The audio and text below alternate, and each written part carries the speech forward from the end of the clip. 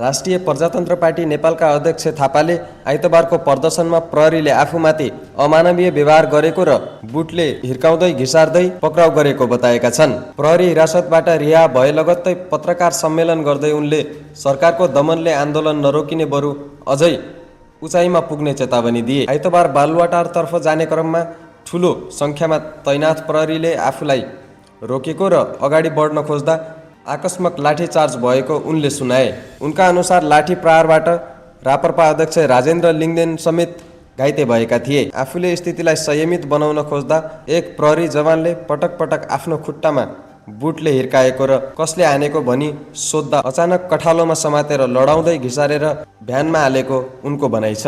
अध्यक्ष थापाले गत जेठ 15 गतेदेखि नै आफूले शान्तिपूर्ण आन्दोलन गर्ने प्रतिबद्धता जनाएको र सोही अनुसार कार्यक्रम भइरहेको जनाए।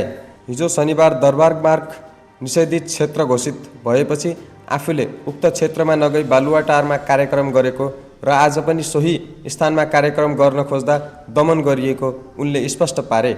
सरकारले जुन किसिमको आज आन्दोलनमाथि दमन गर्यो, जुन किसिमको बर्बरतापूर्ण ढङ्गको व्यवहार गर्यो र एकदम अमानवीय ढङ्गबाट म आफै एउटा पार्टीको जिम्मेवार अध्यक्ष, दुई पटक तीन पटक प्रधानमन्त्री गृहमन्त्री भइसकेको व्यक्तिलाई जुन किसिमबाट अभद्र व्यवहार गर्ने, पक्राउ गर्ने र हाम्रा पार्टीका कयौं कार्यकर्ता साथीहरूलाई आक्रमण गर्ने काम गर्यो, यसको म घोर भर्त्सना गर्दछु, निन्दा गर्दछु। थापाले भने उनले यस्तो दमनले आफ्नो आन्दोलन नरोकिने र सरकारले जति दमन गर्दै जाँदा आन्दोलनको उचाइ स्वाभाविक रूपले अझ बढ्दै जाने र अझ बढी प्रतिबद्धताका साथ आफूहरू आफ्नो लक्ष्य प्राप्तिका लागि अगाडि बढ्ने दृढता व्यक्त गरे।